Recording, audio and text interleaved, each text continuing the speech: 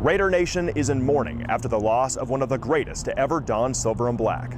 On Sunday, the original Raider, Jim Otto, passed away at age 86.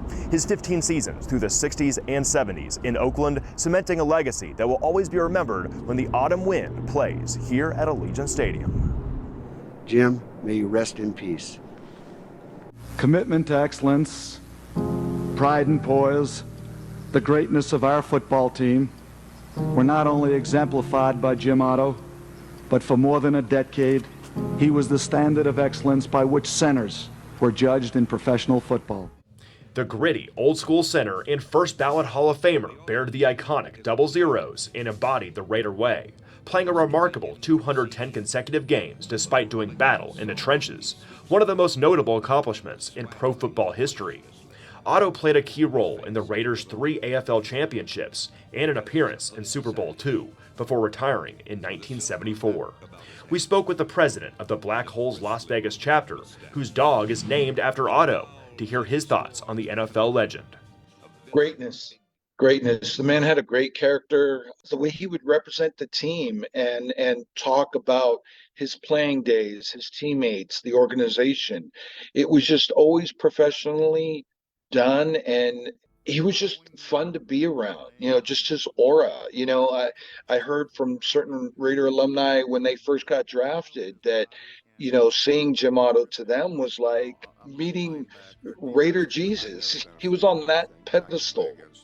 People admired him for who he was. And you look at old vintage photos of him, I mean, his helmet was just beat to hell, and there's images of blood going coming down his forehead, and the operations that he had. I think he had several hip, knee, shoulder replacement surgeries that really took a toll on his body, and he never missed a game in his whole career.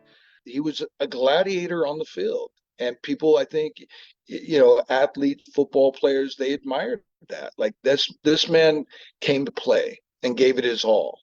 Now that he's gone, it's tough. It's a tough one to swallow. He was a great leader, great representative of the Raiders organization, and a human being. So yeah, it's definitely a tough loss in Raider Nation for sure. Personifying the classic, tough, menace Raider image on the field under John Madden, Otto drew a contrast to that off the field. Cisco Kid got the chance to meet Otto a few times over the years. He was a sharp man, even though he was up there in age. I remember the first time I really had an opportunity to meet him was at Scott's seafood restaurant in Jack London Square. Another former offensive lineman, John Vella, used to hold these 76 reunion Super Bowl parties. The players, they set up their tables and stuff, and you could go up and get autographs, talk to them, take pictures. And obviously I made it a point to go up to Mr. Otto, Mr. Raider, and just said, man, obviously I was too young to see you actually play. But just reading up on you and seeing stories about you. And I would say it was probably maybe a year or two later after that, there was a playoff game that the Raiders were going against Broncos. And they were still in LA. And me and a buddy flew down to attend the game. Went to the hotel the night before the game where the Raiders would come in and register, and a lot of the alumni was there. Jim Plunkett, Jim Otto, and a few others.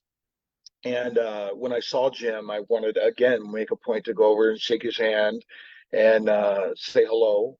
And he was actually talking to Jim Plunkett's, I think, nieces and nephews. And for those that don't know, Jim Otto had, I believe, 1 or 2 Burger King franchises that he owned in Auburn, which is near Sacramento, California. And one of the kids said to him, "Hey, I heard you own a McDonald's." And he bent down on his knees, put his hands on his knees, and said, "Hey, those are fighting words. I own a Burger King."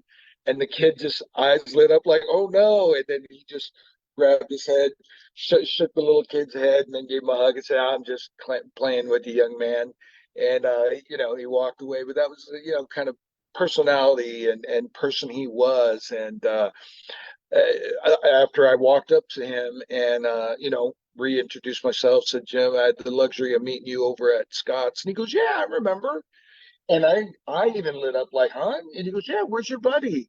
And I go, oh, he didn't make this trip. I'm here with my other buddy. And he was like, yeah. He goes, man, that was a good party, huh? And I said, yeah, yeah, it was. And I was just like, did he really remember me? I walked away going, if he did that, that's amazing. Because again, it was like 2 to 3 years later. I'm sorry, 1 to 2 years later, and for him to like, yeah, I remember. He goes, where's your buddy? And I was like, wow, so, again, and there was a couple times after that, just him at this time he was at, wheelchair bound. And there's a steering committee that holds these commitment to excellence award dinners. And they were held in at the Hilton in Oakland, Airport Hilton.